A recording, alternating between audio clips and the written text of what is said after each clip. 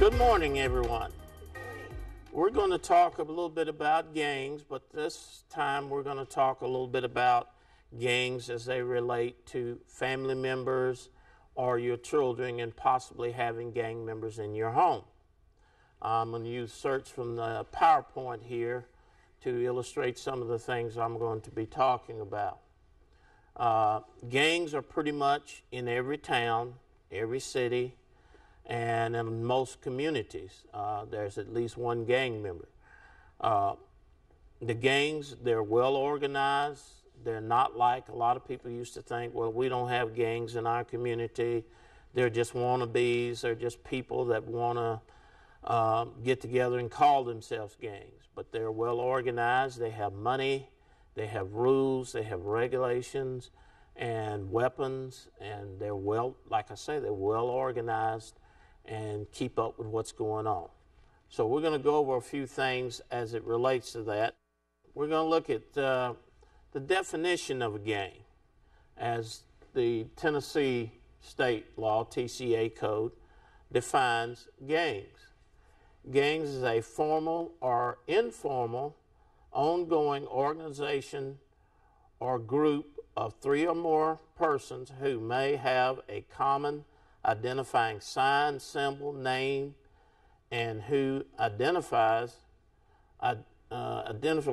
themselves as a gang, or collectively engage in or have engaged in criminal activity, or as a juvenile commits a crime that would be committed by an adult. Okay, that's the way the Tennessee law looks at a gang. Most of the laws now, if gang members and you're certified as a gang and the judge says, well, this person is a gang member and has been classified as a gang member, crimes that they commit as a gang member can get them an enhanced penalty. So those are some of the things you might let your kids know in case they consider joining a gang. Now, gangs, understanding gangs, a lot of people don't understand gangs. It's sort of like this. If you got gangs in your neighborhood, and a lot of the schools, most of your schools will have gang members in the schools. You take a child, why do they get into gangs? You take a child that, say, is overweight, and they don't have a talent in music, they don't have a talent in basketball or any type sports. So this kid goes down the hallway and he's made fun of by other kids. The 2 weeks later, he joins a gang, goes down the hallway, and the hallway partners and no one makes fun of him. So a lot of gangs seek protection, and this is why you need to be involved in your child's activities. You need to know your child, know what your child's doing, talk with your child, never close the door. If you find out your child's in a gang, you need to have a communications with them, and you can close that communication the same as dope. You can close that communication by getting very angry at that child. If you get very angry and just yell at them and storm at them, then you may close that communications door. You need to keep that door and that window open where you can talk about anything with your child. Let them know things are wrong. Let them know that if they get involved in a gang or they get involved in drugs, there's consequences for that. And they have to bear those consequences if they get involved in that type of activity. So you need to form a communication with them. As you see here, they do have signs and symbols. And it's just like being in a group of doctors have their signs, police officers have their signs, businesses have their signs and symbols to let you know. And you got the medical signs, like I said, you got the police signs, all those different signs. Well, gangs have theirs too to let you know what gang they're with. And they love letting you know who they're affiliated with.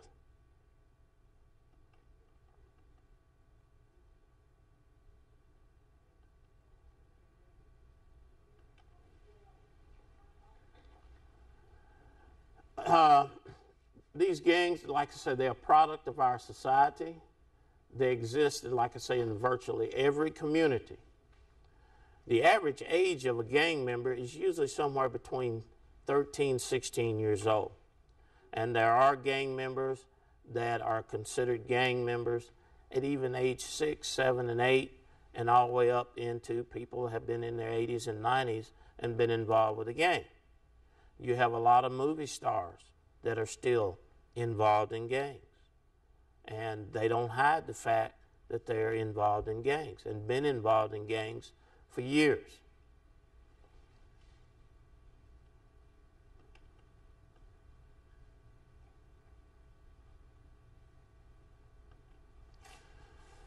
The gangs, to show you how organized, they have a coat of arms, they have a prayer, they have a duck, which that is sort of like a code of silence. In other words, you don't rat on the next gang member. They have consequences for that. They have a creed, a pledge, an oath, a code, like I said, a code of honor, organizational structure. They are well organized. And we're going to get into how to identify a lot of that. Now you have hardcore gangs. Now hardcore gangs like MS-13, you pretty much are in those gangs for life. To get out a lot of those gangs, when you get into certain MS-13 gangs, you'll have to die out, or a lot of times they'll kill you. So the hardcore gangs, most of them are in there for life. They don't care about anything. A lot of the gangs go up, beat people up, shoot people, kill people for no reason. There are some gangs. But most of your gangs, and when you have your gang violence, for most of the gangs, it's usually a gang rival. It's gangs saying, this is my territory, or this is my territory over here, and you're invading my space. And then that's when you have a lot of gang rivalry. The graffiti, a lot of times, will start a gang rivalry because a lot of them will deface the other gang's graffiti, mark into it, put X's through it, and that creates a large problem with other gangs, and that's where a lot of the gangs get into it. And they'll catch a gang member out sometimes, and they'll beat up one gang member, and then the rest of the gangs go looking for that other gangs, and then that's what brings on a lot of times your drive-by shootings. And we've had several drive-by shootings here in the city. You got a thing such as the wannabes. Kids that they say, well, they're just wannabes, they're not really gang members. They're kids that are just getting together and they want to be in a gang. To me, wannabes are considered very dangerous because the wannabes want to prove that they're worthy of getting in the gang. So what they'll do is they'll go out and commit crimes or do drive-by shootings or do things for the gangs to show them that they're worthy of being a gang member. And so that's something, to me, a wannabe is a very dangerous individual that's trying to prove himself.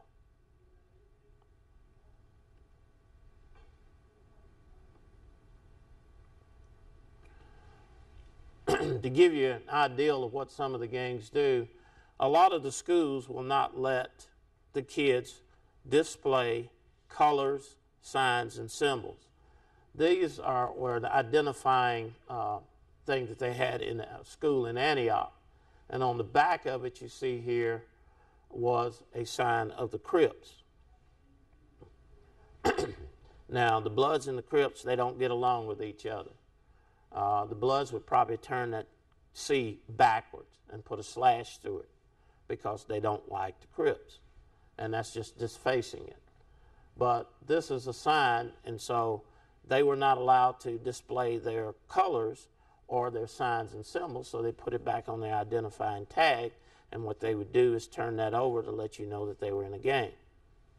And that was confiscated from a child in Antioch. Why does kids join a gang? There are several reasons they join a gang.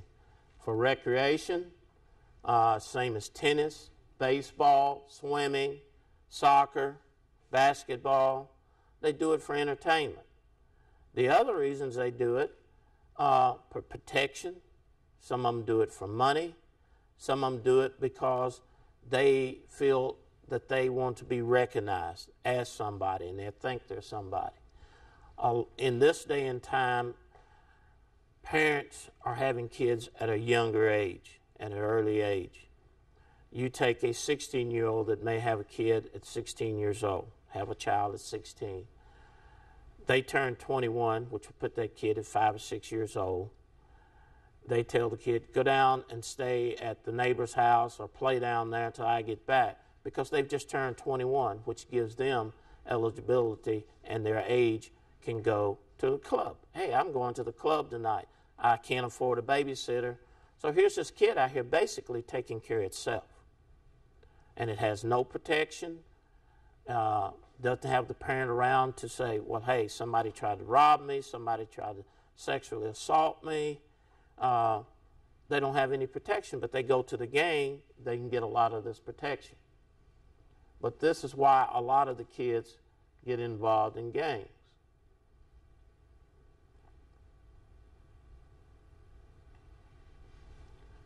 That's some statistics. These are some ways, and I'm going to give you some more later on how to tell if your kids are involved in a gang. You look at their dress. Look at the way they dress. They may have picked up a street name.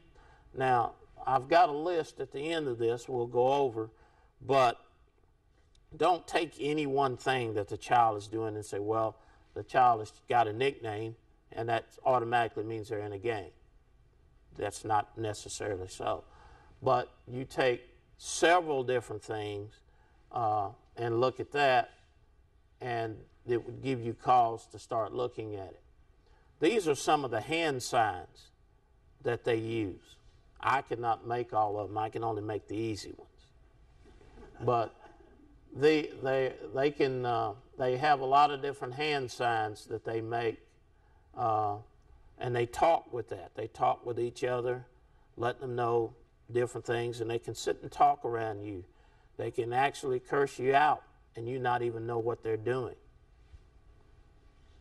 This is how they're structured. You have they're structured in what they call nations. You know, like you got the NFL, the AFC, and the NFC. Well, they structured pretty much like that.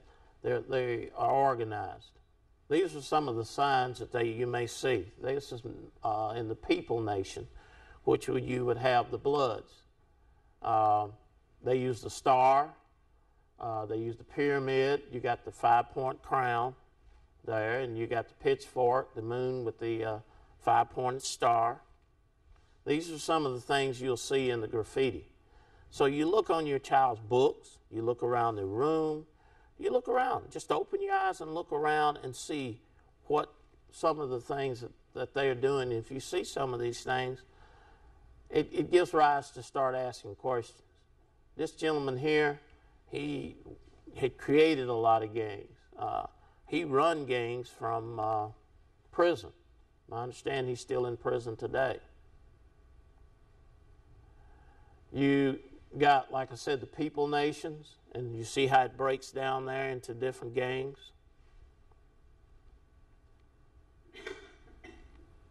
And they love to display a lot of their colors.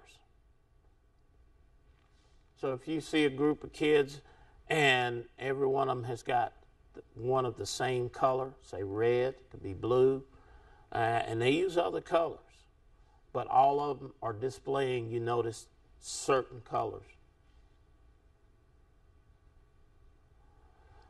This is a folk nation, which is comes under the Crips and other gangs. They use this. You notice the 6-pointed star. It's not a 5-point. It's a 6-pointed star. You got the horn. You got the sword. You got the backward swastika. You have the heart with the wings. These are some of the things that you may see in graffiti. And this is how a lot of them is broke down. Do they have weapons? Yes. Where do they get a lot of these weapons? They get them for break-ins. They buy them sometimes from different groups, other gangs or other groups. And a lot of times they just get them out of your homes. You have them stuck back in a closet somewhere that you haven't looked at in years, or a lot of single parents where the husband has died and had a lot of weapons in there, and the wife doesn't mess with them and keep them in the closet. You go looking back in there, they may be gone. So lock these weapons up.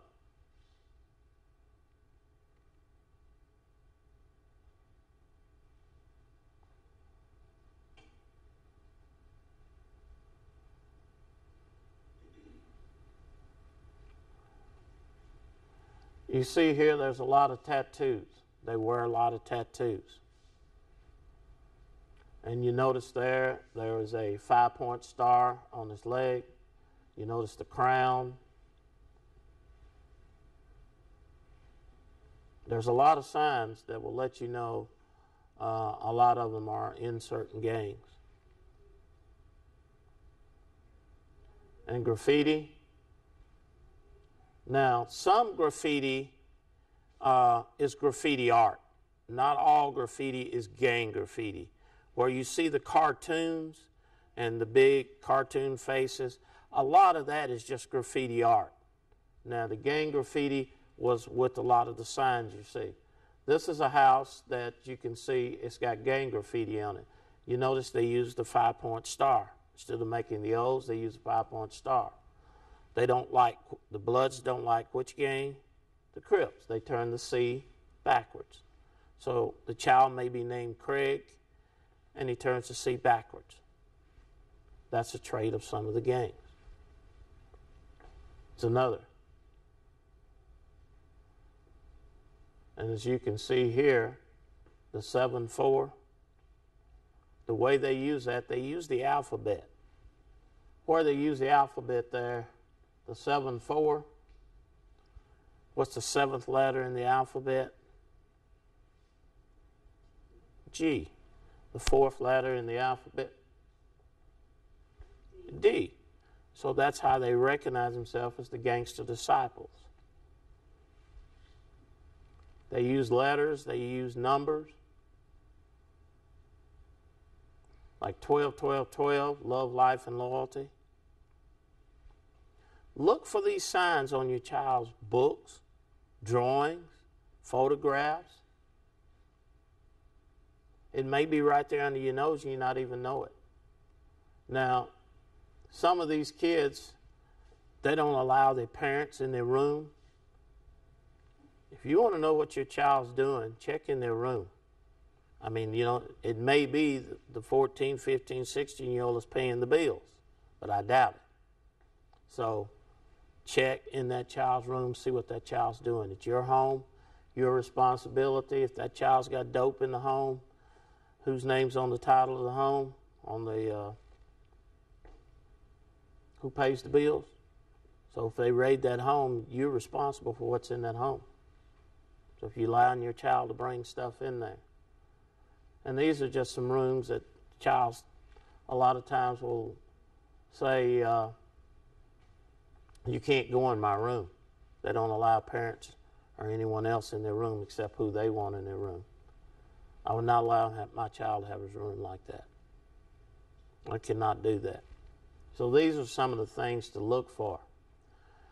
What we do, we read, record, and have people to hopefully report and remove gang graffiti. Because we like to photograph it, keep up with it, know what's going on with it whenever we see it. Because gang graffiti is basically the gang's newspaper.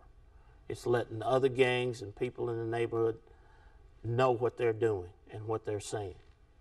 And it's good to learn how to read the basic part of it. And a lot of it changes. That was a young gentleman several years ago at age 15 went on a shooting spree. And he went to prison. And he's charged as an adult. You need to, at home, be aware of your child's activities. Be aware of your child, what friends and people that they associate with. Keep up with that. Schools, talk to your SROs, talk to your teachers. Find out what's going on in your school. Ask, what can you do to help with anything in the schools? Stay in contact with that teacher. My kids, all of their teachers have my cell phone number. I want to know what's going on with my child, and I want them, the teachers, to be able to ask me any questions that they need answered. This is the list that I talked to you about. Not any one thing on this list means that a child is in a gang. Not any one or two. When you look at this list and you put 4 or 5 of these things together in any combination, then it's time to really get serious about finding out what your child's into, what they're involved in. When they have a major change in the way they dress, when they have, all of a sudden they start wearing a lot of jewelry and they're not used to wearing jewelry, and all of a sudden they decided they want a lot of major tattoos with stars and moons and different things on them. Like I say, I'd begin to start asking questions. You put out a blue shirt for them, and they said, no, I don't want to wear that. I want to wear red. They start doodling with a lot of graffiti. Look at that. Cell phone usage, that's hard to tell because most kids today, they text all day long, constantly. So that's not really a good way to exactly say that your child, unless it just all of a sudden had a major change. Bruises, cuts. A lot of kids are initiated into a gang. And the way they get into a gang is either they're blessed in, meaning that they had a relative in the gang, or they just friends enough with a lot of them and they want to increase their gang size, so they'll just bless you in. The other way is they beat you in. And for the females, they do what they call a sex in, where a lot of times they roll a dice. If it comes up 3, you got to have sex with 3 gang members to get in. But most of the females want to be beat in because they figure they get more respect that way. So they come in with a lot of bruises on them, and they won't talk to you about what's going on. You might question that a little bit. All of a sudden, they usually have $5 or $10 in their pocket, and they have anywhere from $500 to $3,000 or more dollars in their pocket, and you know they don't have a job. Time to think about it a little bit and start questioning that. They want an unusual amount of privacy. Yes, child want and should have a little bit of privacy, but not to the point to where they just totally don't want you to know what they're doing, where they're going, who they're talking to, and they don't want you to read any of their text messages, but they want you to pay the bill. That can happen. Look at their personal writings. Pick up the camera, look at it, their photos, photographs. See who they're associating with. Get their names. Find out if they got nicknames. Ask in the community, you know this child. Can anyone else tell me about this child? Question things a little bit. Look at their haircut. A lot of them, when they couldn't wear a lot of their gang colors and things in school, they went and cut hash marks into their eyebrow to let other gang people know what gang they're affiliated with. A drop in grades. All of a sudden, they're making honor roll, and now they're making F's and D's, and they had a drastic drop in their grades. You definitely need to find out. They went from yes, ma'am, no, sir, yes, sir, and to yeah, no, what do you want? Why are you questioning me? Drastic change. Ask questions. You notice they come in with bloodshot eyes, or they seem dazed all the time. They don't seem to be themselves. Start looking around and see if there's any paraphernalia. You come up with that. They may be involved in drugs. Sports gear, I've got some over there. Like the cap over there with the broken star. I would not let my kid wear that. And definitely in large cities, that could get a child hurt or killed very easily because that's just facing another gang. So you be careful on what gang apparel that they wear. A lot of the gangs are using the acronyms for a lot of the things that they wear, such as Reebok, respect each and every blood, okay? So they're using a lot of those acronyms as something they want. They're making it up as they go. Weapons, you start seeing bullets and shells and things around in the room, and you're like, what are they doing with these bullets? What are they doing with these empty shell casings? I'd start asking questions. Start asking questions. Start paying attention. Police can't do it all. Your teachers can't do it all. Your principal, they can't do everything. It's going to take parent involvement. Take time. Last week was Take 25 week. Take 25 minutes to talk with your child. Not only about drugs, sex, being involved in a gang, but safety, fire safety, how to have a fire escape plan. Someone's trying to break in the home.